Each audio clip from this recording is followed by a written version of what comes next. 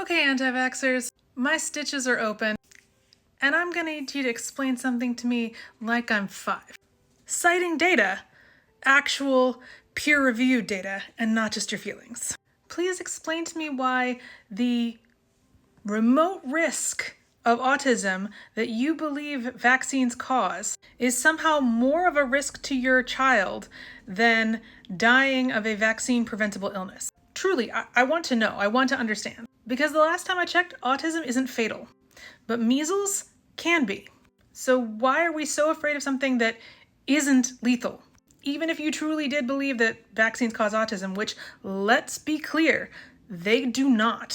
And no, even though RFK Jr. says, we just want to look at the data is there. Studies that have collectively looked at millions of kids over decades that fail to show an association with MMR vaccine and autism, or between vaccine agreements and autism, performed across multiple countries, both retrospective, prospective, and ecological, that have large enough populations that you could actually detect even rare associations, which means vaccines do not cause autism. They show no change in the rates of autism diagnosis after the introduction of the MMR vaccine than before the MMR vaccine. No clustering of new diagnoses of autism relative to receiving the MMR vaccine. No increase in autism as the MMR rates stayed the same. No correlation to MMR vaccination rates. No difference between autism rates in kids who are vaccinated and kids who are unvaccinated. Same thing in other countries using national data sets. So it is quite clear that MMR vaccines do not cause autism. The biggest contribution to increased diagnoses of autism is the fact that we have better diagnostic tools.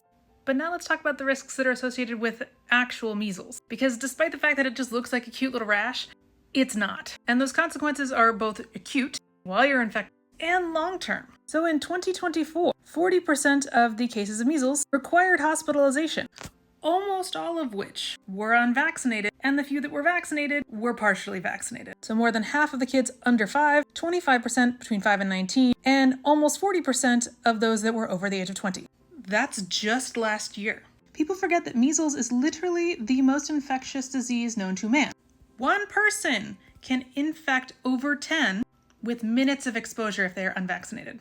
Before the vaccine came out, doctors used to joke that one case of the measles could take out an entire school in 3 days. Yes, 3 days. It is airborne. It can hang in the air for hours after exposure. And prior to the introduction of vaccines, 48,000 people per year were hospitalized and between 400 and 500 died every single year. But magically, when we see the introduction of the measles vaccine in 1963, cases went down exponentially. And they became almost non-existent with the introduction of the 2-dose in the 1980s, until the anti-vaccine movement took hold. And as you can see, cases are rising again, which is what leads us to yesterday, where we had the first death of a child from the measles in over a decade. Because yes, the measles can kill you, not only acutely, but also in the long term. It carries the risk of encephalitis, SSPE, hemorrhagic measles, blindness, and immune amnesia, meaning that your body forgets everything that it already had immunity to, leaving you open to other illnesses for years to come.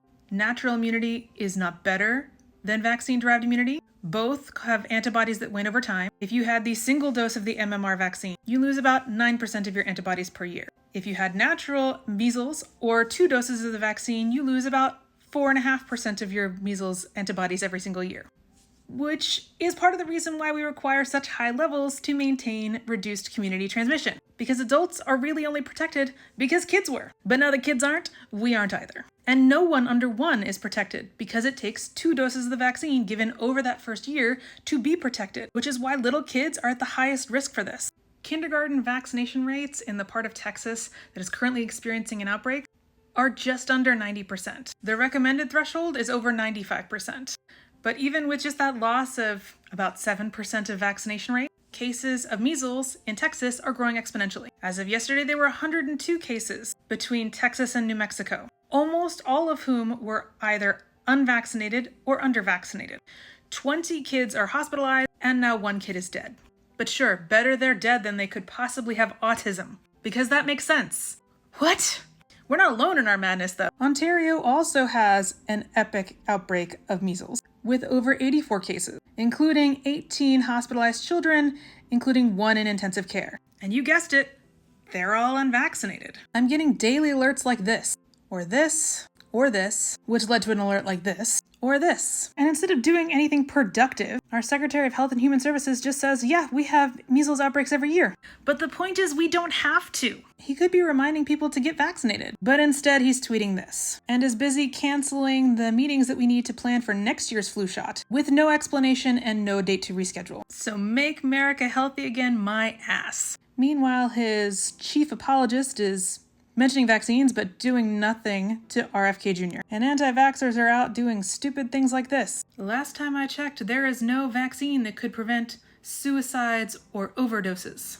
But that number went from 500 to 4. It's almost like vaccines did something. But ivermectin will not do something. And the whataboutism is absolutely a distraction because the anti-vax narrative doesn't really work when kids are dying again. Often anti-vaxxers point to the growth in the number of vaccines as a reason why we shouldn't be doing them and that it's scary, citing things like there's 72 childhood vaccines. That's only if you count every single dose, including ones that you need annually like the flu shot, as an individual vaccine. We vaccinate for 15 diseases so that they don't kill children anymore. In Finland, where they greatly adapted things like the HPV vaccine, cervical deaths for women under 30 have been nearly eradicated. Almost, if not all, of our flu deaths for children this year were in kids who didn't get vaccinated for the flu. The flu vaccine in a normal year can prevent up to 36,000 deaths in adults. Vaccines save lives. Full stop. They don't cause autism.